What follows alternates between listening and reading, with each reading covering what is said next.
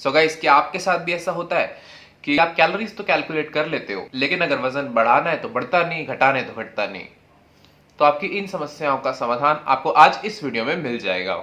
So guys, problem कहाँ है? हम कैलोरीज कैलकुलेट तो कर रहे हैं, लेकिन अगर वजन किसी को बढ़ाना है, अगर वो अपनी कैलोरीज के एक्सपेंडिचर से ज्यादा कैलोरीज खा रहा है तो उसका वजन बढ़ नहीं रहा। लेकिन और अगर किसी को वजन घटाना है तो वो कम कैलोरीज तो खा रहा है, लेकिन उसके साथ उसे कमजोरी आ रही है। तो दिक्कत कहां आ रही है? दिक्कत ये आती है कि हम अपनी जिंदगी के अनमोल पल सिर्फ कैलोरी काउंट करने में ही निकाल देते हैं। कैलोरी नहीं काउंट करनी होती। सी, हम न्यूट्रिएंट नहीं खाते, हम कार्बोहाइड्रेट प्रोटीन फैट नहीं खाते, हम खाना खाते हैं, हम रोटी चावल खाते हैं। सो खाने की जिस भाषा को हमने जाना है और जिस खाने की भाषा को हम एक्चुअली में यूज करते हैं, उनमें फर्क है, इसलिए हमारा कट जाता है। सो इन्हीं चीजों पर बात करने के लिए अब ये मैं कुछ वीडियोस बना रहा हूं। तो आज की वीडियो जो होगी वो कार्बोहाइड्रेट्स के ऊपर होगी। हम कार्बोहाइड्रेट की साइंटिफिक लैंग्वेज को देखेंगे और उसे अपनी भाषा में, यानी कि खाना जो हम खाते हैं उसमें कन्वर्ट करने की कोशिश करेंगे। सो पहले के टाइम में कार्बोहाइड्रेट को अलग तरीके से डिवाइड किया जाता था। ये किया जाता था उनके स्ट्रक्चर के बेसिस पे। जैसे सिंपल कार्बोहाइड्रेट्स, जिनके एग्जांपल मैंने दे रखे हैं फ्रुक्टोज एंड ग्लूकोज, तो ये एकदम सिंपल है, इनमें कोई कॉम्प्लेक्सिटी नहीं है इनके स्ट्रक्चर में। दूसरे हैं कॉम्प्लेक्स कार्बोहाइड्रेट्स, जैसे इनका नाम उससे भी ज्यादा ये कॉम्प्लेक्स। तो ये कुछ दो बड़े शब्द मैंने यहाँ पे लिखे हैं, जिनके जानने ना जानने से आपकी जिंदगी पे कोई फर्क नहीं पड़ने वाला। तो गाइज, ये सिस्टम इतना बुरा नहीं है, लेकिन इस सिस्टम के साथ बहुत सारी प्रॉब्लम है कि अगर हमें पता भी चल जाए कि सिंपल कार्बोहाइड्रेट है या कॉम्प्लेक्स कार्बोहाइड्रेट है, तो उससे हम क्या ही उखाड़ लेंगे।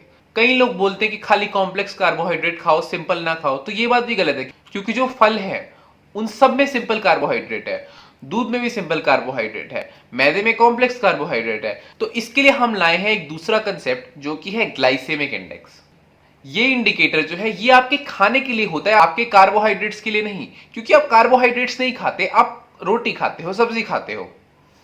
तो ये क्या करेगा कि आपका जो भी खाना आप खा रहे हो उसको 0 से 100 के बीच में एक नंबर देगा, एक इंडेक्स देगा। ये इसका ग्लाइसेमिक इंडेक्स है, जो बताएगा आपको कि ये खाना खाने के बाद आपकी बॉडी में जो ब्लड है उसके अंदर जो ग्लूकोज का अमाउंट है वो कितना बढ़ रहा है। तो जिसका ग्लाइसेमिक इंडेक्स ज्यादा है, इसका मतलब कि वो ज्यादा ग्लूकोज बढ़ा रहा है। अगर जो चीज ज्यादा ग्लूकोज बढ़ाएगी वो ज्यादा इंसुलिन भी बढ़ाएगी, ज्यादा इंसुलिन बढ़ाएगी तो ज्यादा इंसुलिन रेजिस्टेंस हो सकती है। और सेहत के लिए इंसुलिन जितना कम से कम रहे उतना अच्छा है। तो अभी हम कुछ जनरल आइडियाज देखते हैं कि कैसे कुछ तरीकों से आपके खाने का ग्लाइसेमिक इंडेक्स बढ़ जाता है। सबसे पहला तरीका आता है प्रोसेसिंग। इससे ग्लाइसेमिक इंडेक्स बढ़ जाता है। तो प्रोसेसिंग जो शब्द है, इसका मीनिंग जानना बहुत जरूरी है। प्रोसेसिंग को लोग ऐसे यूज कर लेते हैं। प्रोसेसिंग का मतलब होता है कि एक फॉर्म से दूसरे फॉर्म में कन्वर्ट करना, यानी इधर से आलू डालोगे उधर से सोना निकलेगा, यानी आटे से रोटी बनाना।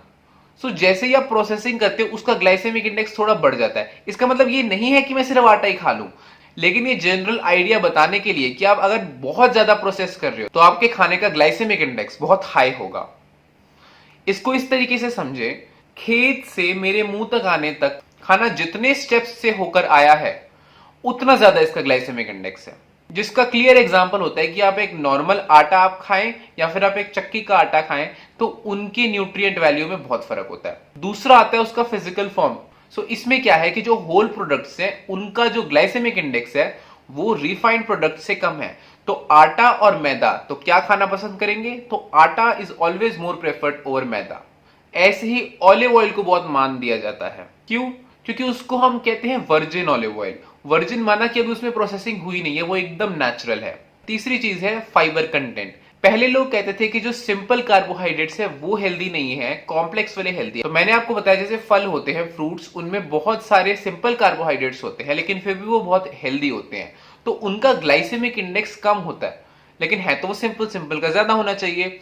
तो बेसिकली उसमें फाइबर कंटेंट बहुत ज्यादा होता है। फाइबर कंटेंट होने की वजह से उनका जो ग्लाइसेमिक इंडेक्स है वो कम हो जाता है।